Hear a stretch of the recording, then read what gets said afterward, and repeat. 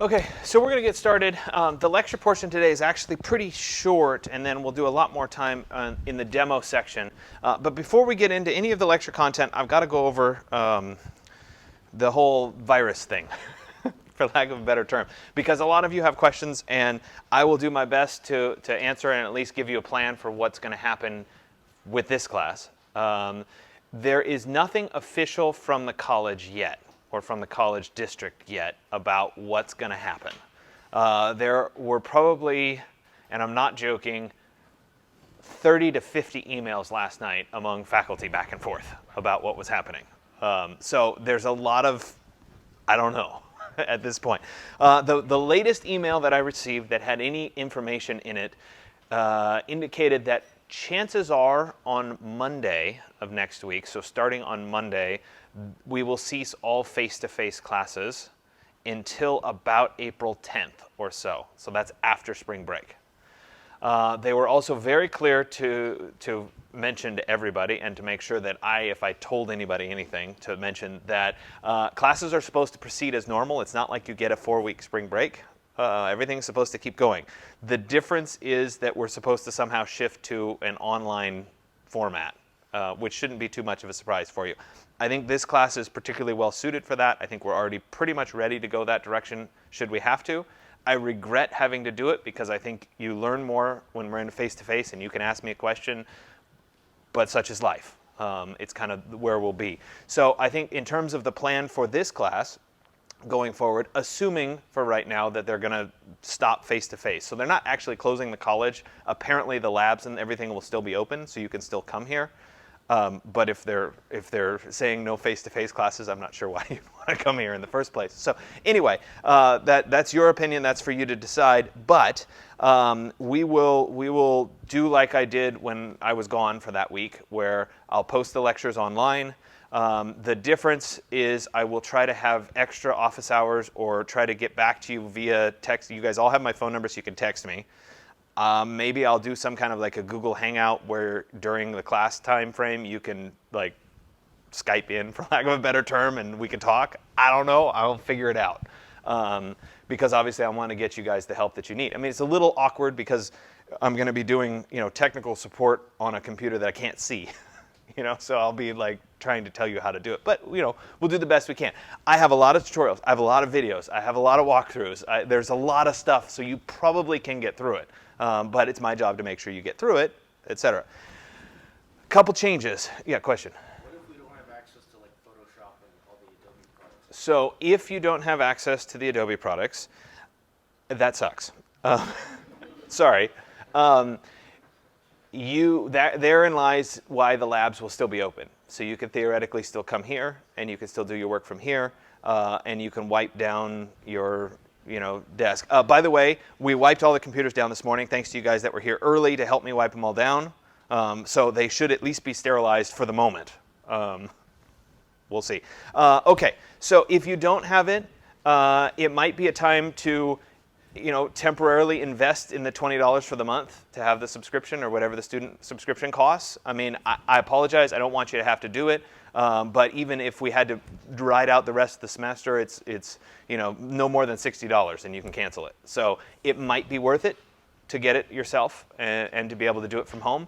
That's a choice that you'll have to make.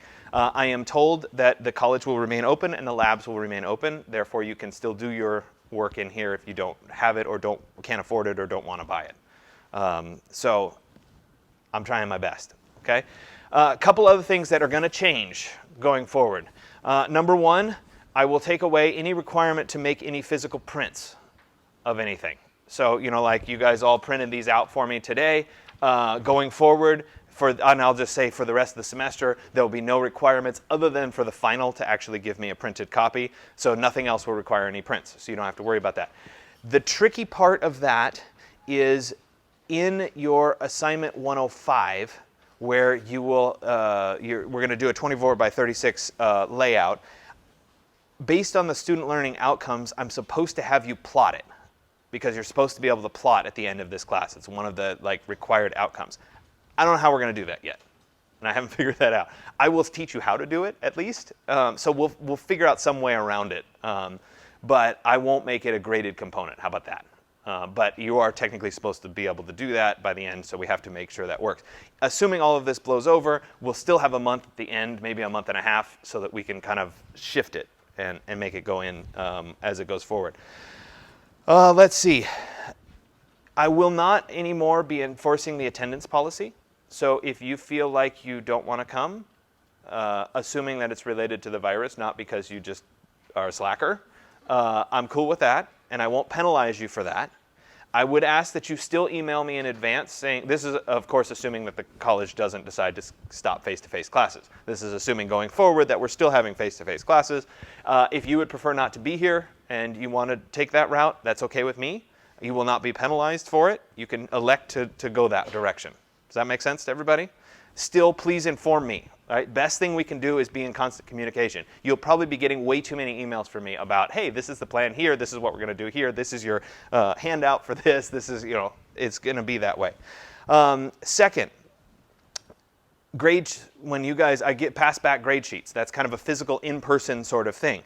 I've always done it that way because legally I'm not supposed to distribute your grades to you online. I'm supposed to hand you something physical. You're technically, I'm not even supposed to post grades with your student ID numbers, although a lot of people do that. So I've always done it and handed them to you. If we're not doing face-to-face classes, I can't exactly hand you your grade sheets. So what I will do, should you want your grades, if you send me an email from whatever account you want your grade sheet sent to, saying, I authorize you to send me your grade sheet, I will email you your grade sheet. But I'm not taking responsibility if your mom looks at your email and reads your grade sheet. Okay, does that make sense? Like, it's on you. You say, I take on that responsibility, please send me my grade sheet, I will send you your grade sheet back as soon as it's done. Is that cool with everybody? If I don't receive an email from you, you will not get a grade sheet from me. Cool? Okay. Attendance,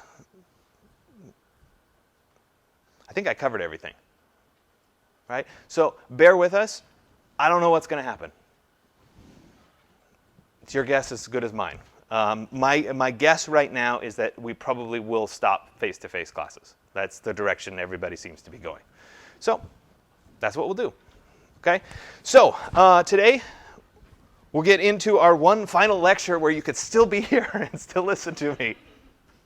So today we're going to talk about vector versus raster graphics. And I think this is kind of an important topic for us to talk about now. We are moving today from Adobe Illustrator, or from Adobe InDesign into Adobe Illustrator. Both InDesign and Illustrator are technically vector graphics programs. Photoshop, on the other hand, is a raster graphics program. And one of the questions that I get right now, especially when we move into Illustrator, is, wait a minute, why don't I just do this stuff in Photoshop? And there's a distinct answer. There's a reason that one program is better than another for a specific task. So today is really about understanding what that difference is and why you invest your time to learn Illustrator when you also invest your time to learn Photoshop. So raster graphics, and when I say raster graphics, essentially what I mean by a raster graphic is an image.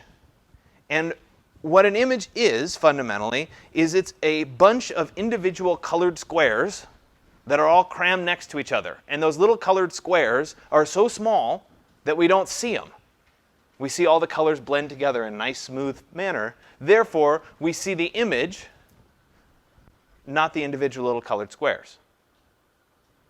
So that's what a raster graphic is. It's made up of individual little colored squares.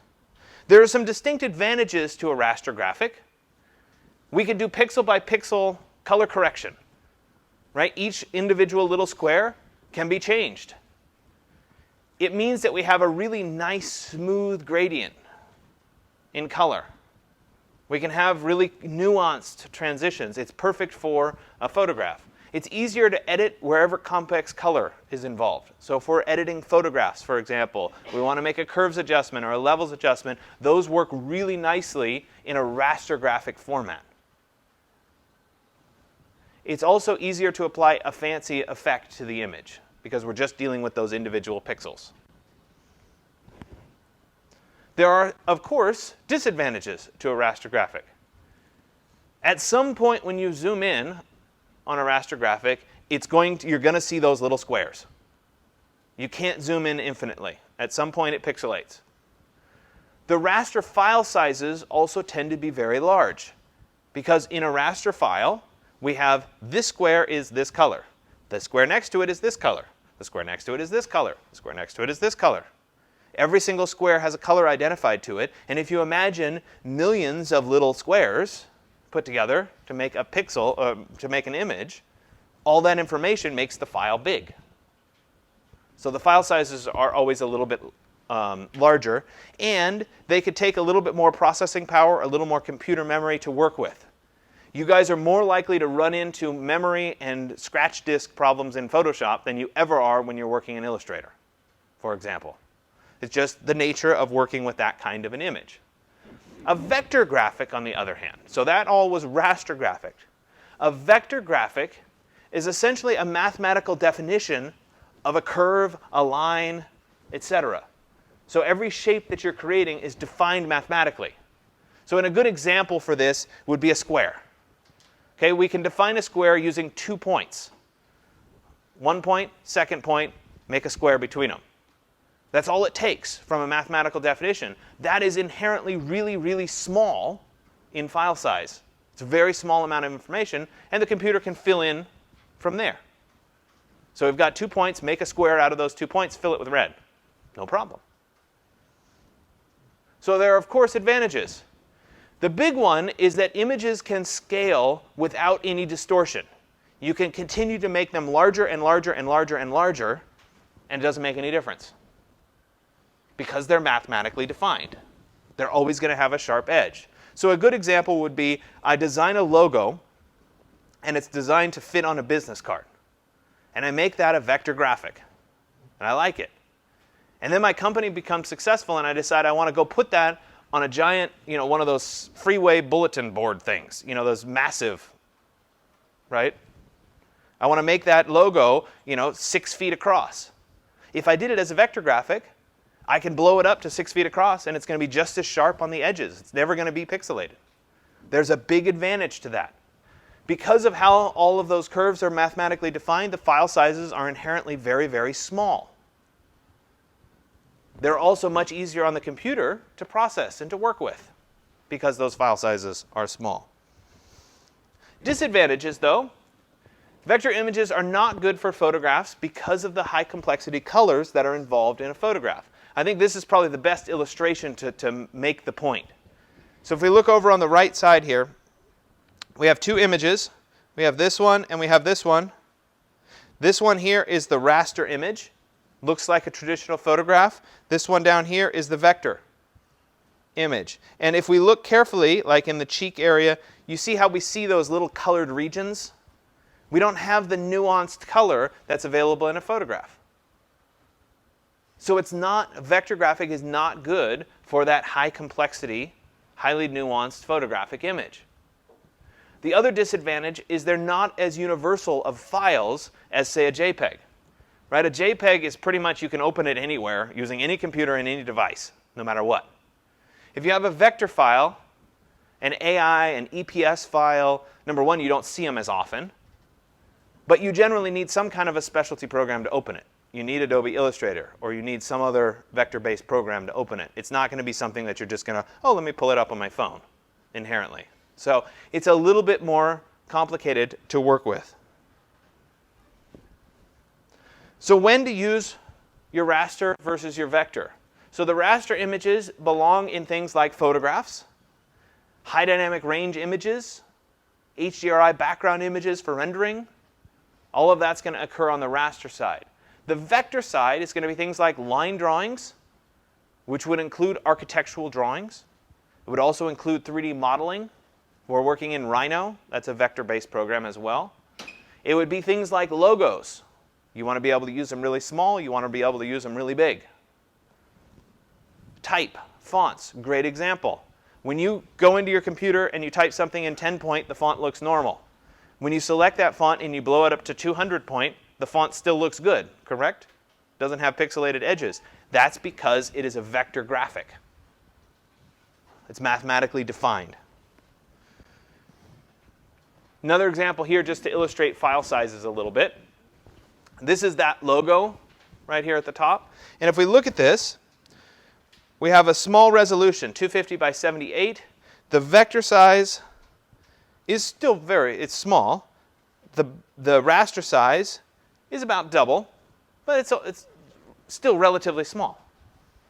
Right? We don't really care at that point. But if we blow it up to a much larger file size, notice that the vector size is exactly the same as it was when it was small.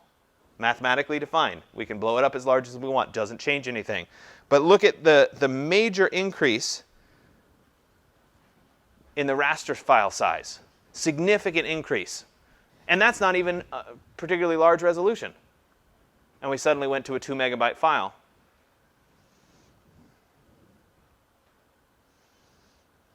Here's the next illustration. This is about blowing things up. We have the logo in its vector format. If we blow it up to 1600%, you can see that the tip of the wing right here maintains its nice sharp shape. If we take the same image here and we rasterize it, so we make it a raster image, and then we blow it up to 1600%, look at how pixelated that becomes. So that's what I'm talking about being able to blow a vector file up and not lose the resolution. Computer programs, they fall into two categories. Photoshop, V-Ray, image-based programs are going to be on the raster side of things. Vector side of things is going to be Illustrator, InDesign, AutoCAD, SketchUp, Vectorworks, Revit, Rhino. Those are all going to be vector-based programs. Okay? So we're going to stop here. I'm going to switch over and we're going to start with our exercise for today and get you a bunch of practice with vector-based Illustrator.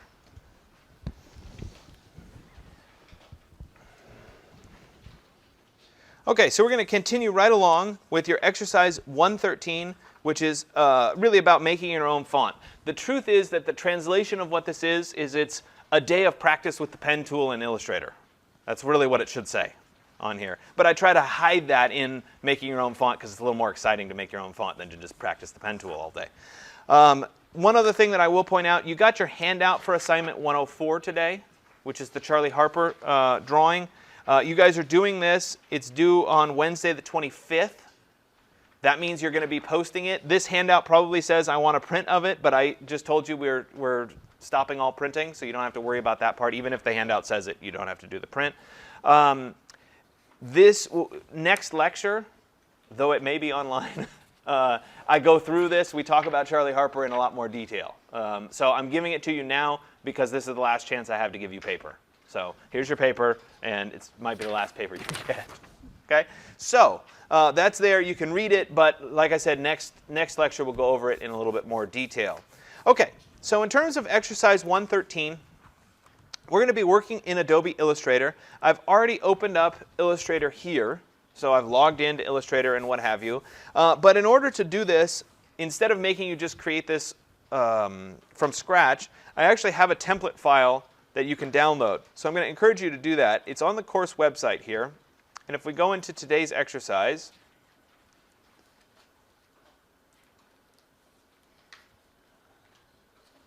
and we scroll down here a little bit, where is it? At the very bottom, download Illustrator template for exercise 113. We'll want to go ahead and click on that. And then you can go ahead and open that template.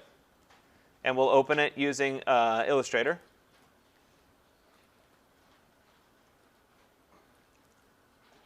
Like that. So you download it and then you'll open it. This file is based on a website called Calligrapher. Actually, I should have double checked. I don't know if I did.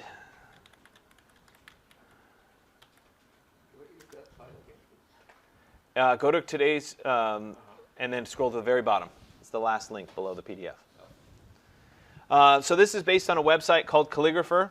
It's good luck spelling it because they've removed some of the vowels. But anyway, it's there. And this website will allow you to create your own font through their online system. You essentially upload it, and then they make a font out of it and give it back to you. You're limited in terms of the number of characters that you can do for free. You can do like the letters and the numbers.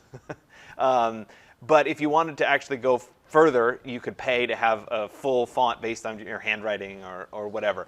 We're using it just as kind of a carrot to practice your pen tool all day today. So if you get done, you can create it into a font, though that's not actually required. Really, today is about the pen tool and learning the pen tool. So first thing I want to do, because this is our first day in Adobe Illustrator, I want to kind of point out what's going on in Adobe Illustrator and what's available to us, etc. So it looks almost identical to Adobe InDesign. Very, very similar. In fact, Illustrator was kind of a precursor to InDesign. You used to do layout work in Illustrator. Now Illustrator is just about drawing, and InDesign is where you're going to do the layouts. You can also take your Illustrator file natively, the AI file, the Adobe Illustrator file, and drop it straight into an InDesign file. So you don't have to do any conversions. You don't have to make a PDF or a JPEG out of it. You can just take it and drop it straight in. So that's something that's important for you guys to know long term. So we have our traditional file menu structure up at the top. Looks very similar to InDesign's. Our toolbar runs down the left side of the page. It also looks very similar. The one thing that's notably absent is the frame tool. So in Illustrator, you're not going to be able to place an image inside of a frame. That part is taken out. Technically, you can create something called a clipping mask and do essentially the same thing, but it's much less common to do it here. So we're going to do it in InDesign rather than Illustrator. So you'll see a distinct lack of the frame tool here. There are some other tools that will be interesting, one of which is called the width tool. We'll explore that a little bit today. And so there's some other options. We will spend a lot of time today with the pen tool. It's the third tool down right there. And it looks kind of like an old-fashioned ink pen is what it's looking like. On our right side over here, we have by default showing, as long as we're in the Essentials workspace, which we are, we have our basic properties showing. When we click on the pen tool, our basic properties are going to change based on the contextual pen tool. And so you'll see those available. Next to that, we have a window for layers. And inside of that window for layers, we have some layers that I've already set up in this template file for you. I have two different pages available, page 1 and page 2. I have a layer for guides, and I have a layer for font page 1 and font page 2. We're going to be actually drawing on font page 1 and font page 2 in a little bit. At this point, I want you to go ahead and turn off the page 2, which is going to show us page 1 and let us start with the capital letters. I'm going to skip over the numbers for right now, and I'm going to start with the capital letters because it's a good place to start with our letters. So I've turned off page 2, and I've made sure that my font page 1 is highlighted in kind of that light blue color. That's then the active layer, so when I start to draw, it's going to show up on that layer. One mistake people make is they end up with a layer that is off as their active layer, and when they go to try to draw, you get a little null sign next to your cursor, and you're like, wait a minute, I can't draw. The reason that you can't draw is because you're not on an active layer. So I'm now on that active font page 1 layer. I'll switch back to the properties window, and now I see the pen tool at the end of my cursor. Okay? So I've given you guys a little bit of, I'm going to zoom in, Control plus zooms in. I've given you guys a little bit of a guide that's set up here. I have a descender, I have a baseline, I have an X height, and I have a cap height. If you don't like my X height, you can change it. So don't feel like you're stuck with this, but this might give you a good place to kind of start. And so those guides are there for your enjoyment. So when it comes to using the pen tool, a lot of the pen tool is about practice. And that's why we're doing the whole alphabet today, both the upper and lowercase letters, and ultimately getting to the numbers, because I want you to have this practice. The more comfortable you are with the pen tool, the more universally you'll be able to work in all the programs. The pen tool exists in InDesign, it exists in Illustrator, and lo and behold, it actually exists in Photoshop too. We haven't touched on it in Photoshop much, but it does exist there. So it's kind of a universal tool across all of the Adobe suite, and so if you get comfortable with it, you'll be able to use it in all the programs. So I'm going to start with the letter A. It's a nice simple letter to work with, and essentially what it is it's a bunch of straight lines. So I could start at my baseline right here, and I could draw a line going up. That was a single click. I can come up to the center, we'll call it right about there, and then I can come back down with my line to this point. Now I have to kind of guess at where the symmetrical point would be. We'll put it right about there. And when I'm done, I will click on this black arrow to finish what I drew. Now it doesn't look quite even to me, so I may want to go back in and modify this shape a bit. I'll do that by selecting this direct selection tool, the white arrow. And when I select the white arrow, I can actually click on the control point, the anchor point right there, and I can move that point to where it feels like it belongs. And there, it's snapping to the middle of those. And so now I have the nice symmetrical A that I was looking for. I can increase the stroke over here in my properties. Right now it's at 1 point. I could bump it up to 2 or 3 point. There it's 4 points, so you could see it a little bit better. And I now have the start of the A. I need the crossbar for the A, so I'll come back to the pen tool. Now here's a tricky part.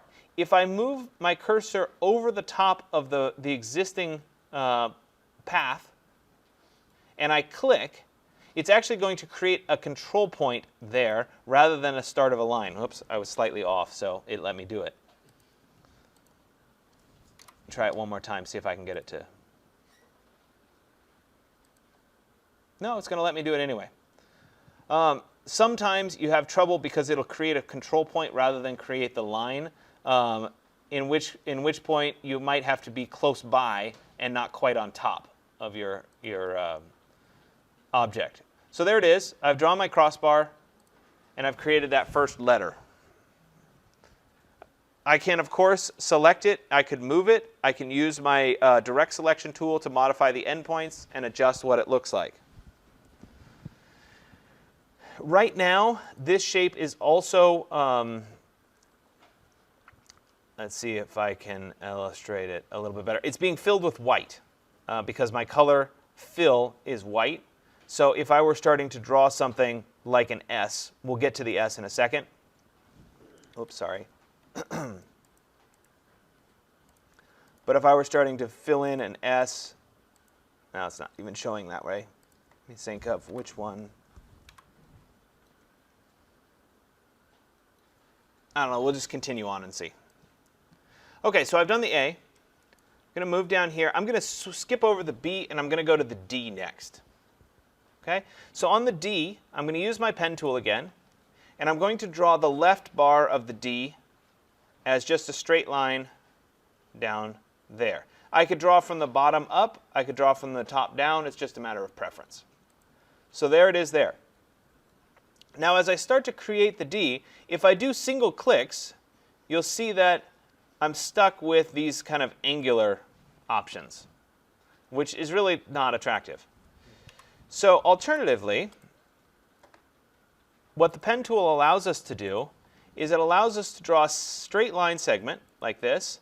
I could come out a little bit as a straight line segment, but I want this part to be curved. So what I will do is I will click where where I want the center of the curve to be, and I will hold and drag to create a tangent line for that center. So I've created a tangent line now that starts that curve there. I can then finish the curve up here at the top,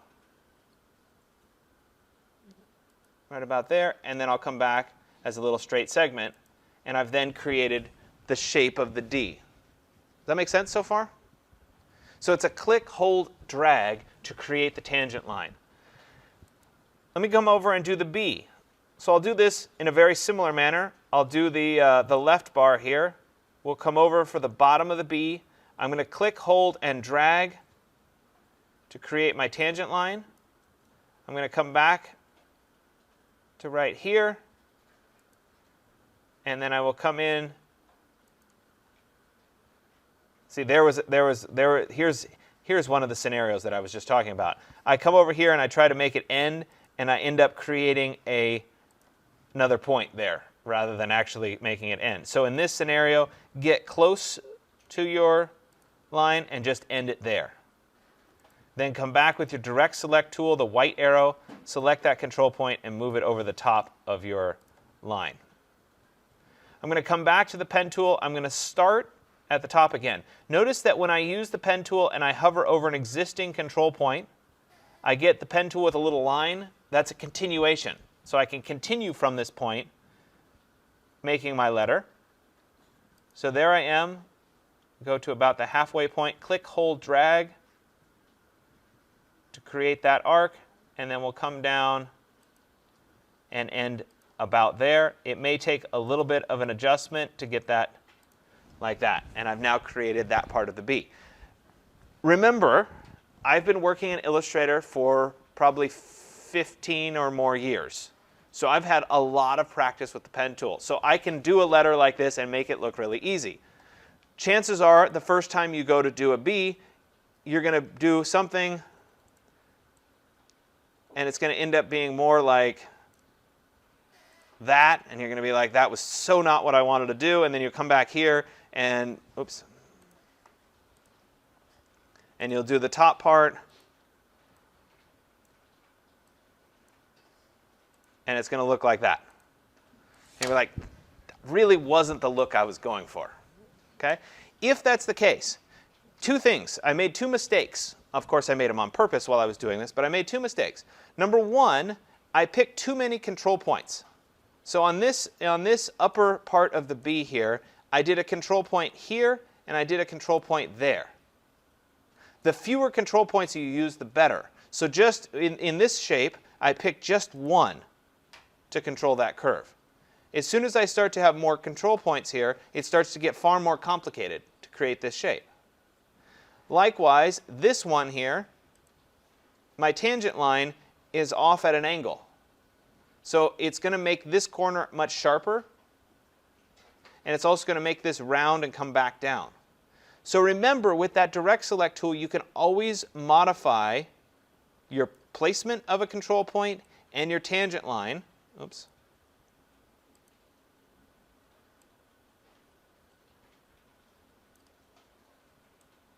And so you can start to make those adjustments. I can pull this back a little bit like that, and you see how I'm starting to fix the errors in those curves. So what about in a scenario like this where we end up with too many control points? So I have some options here. First one, this one here, I could convert, instead of being smooth, I can convert it to an angled control point. So over here in my properties, there is the option to convert to a corner or to convert to smooth. So this first one I could convert to a corner, and I could then edit this corner and pull it back to say there. Then I could take this one, pull it up a little bit, adjust my tangent line, pull that down just a little bit, maybe a little bit further, like that. I can take this control point and pull it back to about there. And then I do need to finish off from here over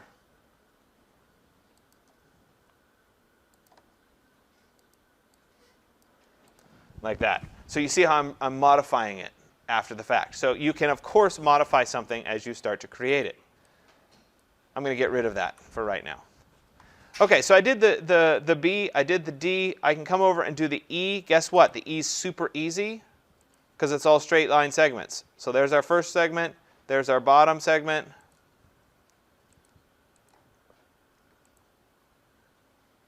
There's our top segment.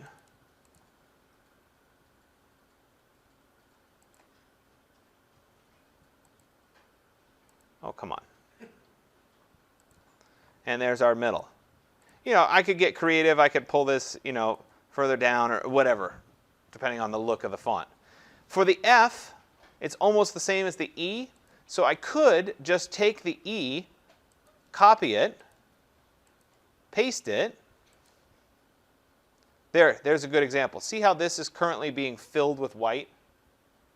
I can convert that to being not filled by changing my fill color to transparent. And then I could move this over to make the F, and then I want to get rid of this bottom bar down here. Well, the bottom bar currently is attached to this vertical bar.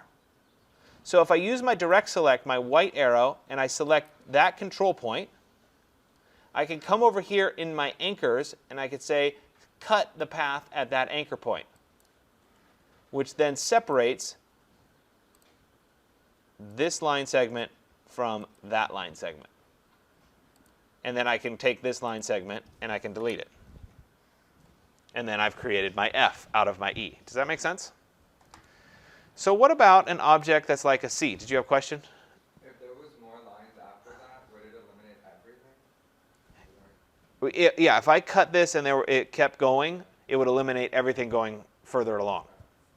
Assuming that I split it and then delete it, essentially. We'll get to trimming. I'm about to do a trim, okay? How did you get it to cut, give you the cut option? So you're going to use the white arrow, the direct select. You'll select the control point where you want to do the cut. And then it'll show up over here under the anchor section. It's a little like a dotted line with a pair of scissors. Okay, so what about the C? So the C, I could use my pen tool and carefully control my points. And I could say there's 1, there's 2, there's 3, and there's 4. But even with all my practice, it still looks pretty bad. So instead of doing it that way, I would suggest that you use one of your pre-made shapes. So I'm going to come over here and use the ellipse tool. And with the ellipse tool, essentially I can draw and create an ellipse to establish the bulk of the C, because it's nice and smooth that way. And then I need to come in and I need to trim off a section in there to open up that side of the C. To do that, there are currently no control points at the places where I want to break open the path. So I need to come back to my pen tool and hover over my object. Now, notice when I'm hovering over the object, you might be able to see it here a little bit better. See how the pen tool gets a little plus sign next to it? That means that it's going to add an anchor to the path. So if we zoom in here a little bit, I get that plus sign. I add an anchor right there. That's the point at which I want to end the C. Then I'd come up here to the top and I'd add an anchor point right there. So I have those 2 anchor points added. Now I have 2 options at this point. I could just select this point in the middle and press the delete key, and that would open it up. Because when you delete an anchor point, it gets rid of the 2 line segments that are attached to the anchor point. So you would have to have a point in the middle to delete. Okay, so that's one scenario. The other scenario would be to take your direct select and select this control point, cut it, select this control point, cut it, and then use the regular selection tool to select just this line segment and then delete it that way. For me personally, it's extra steps to do it that way, but if it makes more intuitive sense to do it that way, there's no harm in doing it that way. So I've now created the C. Now the C is very, very similar to the G, so let's go ahead and take the C, Control C to copy, Control V to paste, and we'll move it over.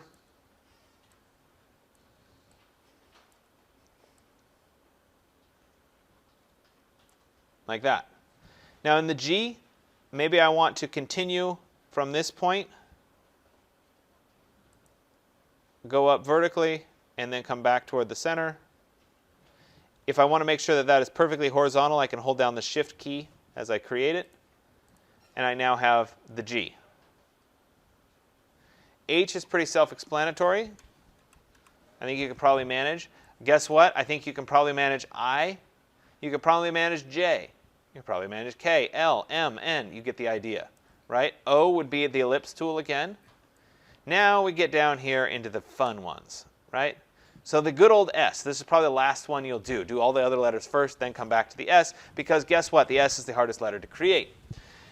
You could use 2 ellipses to create, say, the top of the S and then the bottom of the S. And then you could use your trim, where we add an anchor point, say there. We add an anchor point, say there. Oops, didn't add one. And let's go to the direct select. Oh, it didn't add. That's difficult. Come on.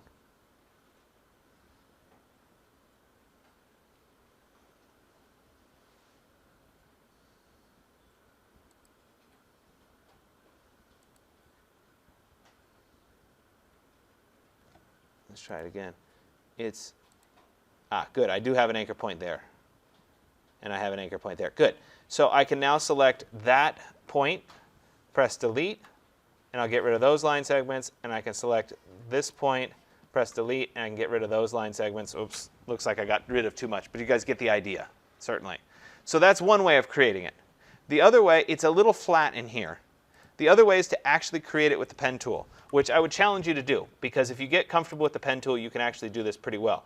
Again, it's about where the control points are. So if I obviously have to single click to start, I want one control point at the top to control the top part. I want one control point. You can do it two ways. You could put a control point here, or you could just put one in the middle and drag a longer tangent line there to create as smooth of a curve as possible through it. And then you're going into the second curve, which adds to a little bit of a challenge there.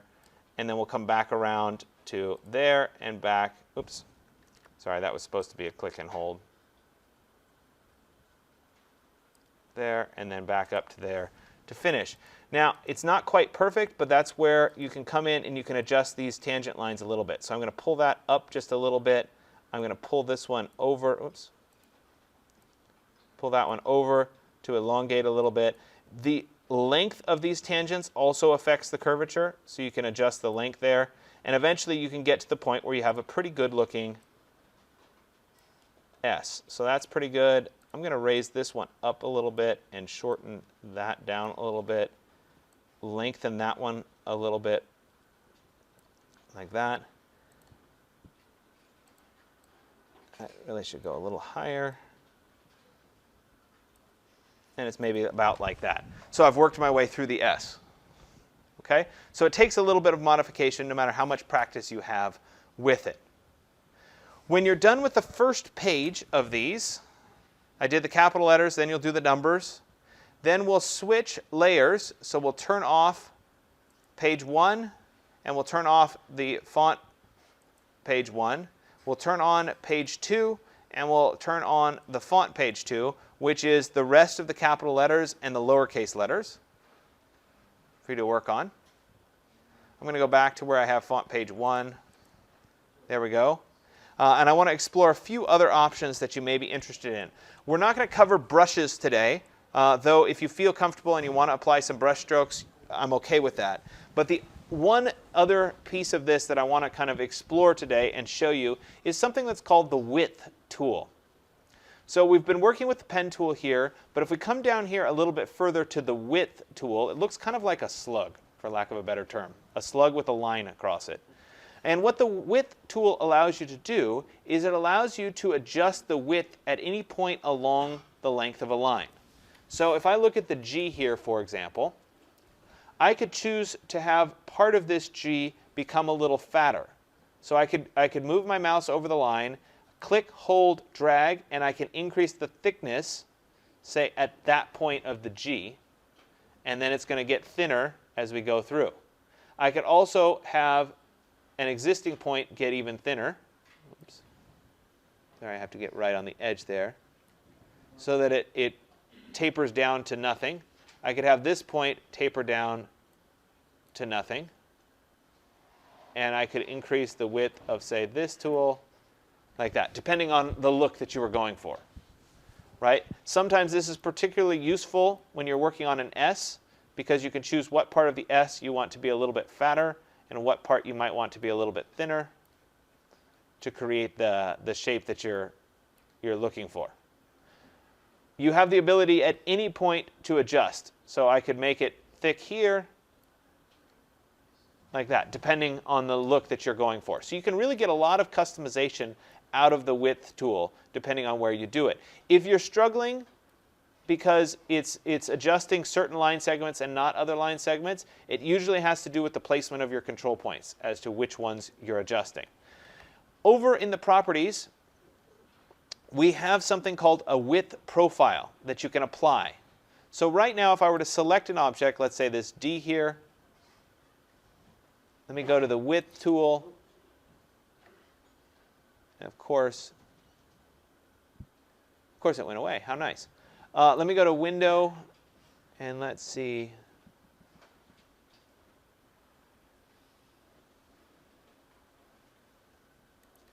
Maybe I actually have to have an active width. There it is.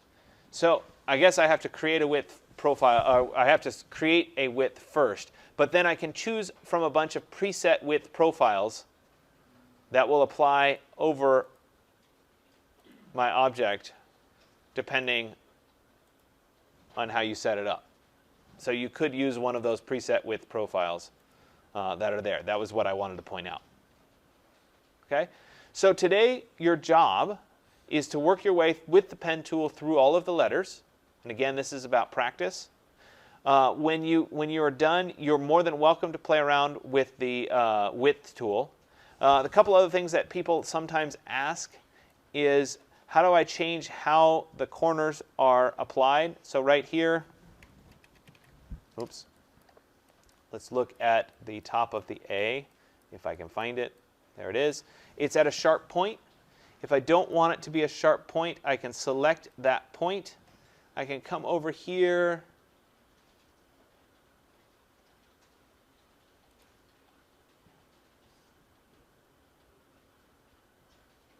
And I can change, no, that's the corners. Sorry, they move stuff around on me.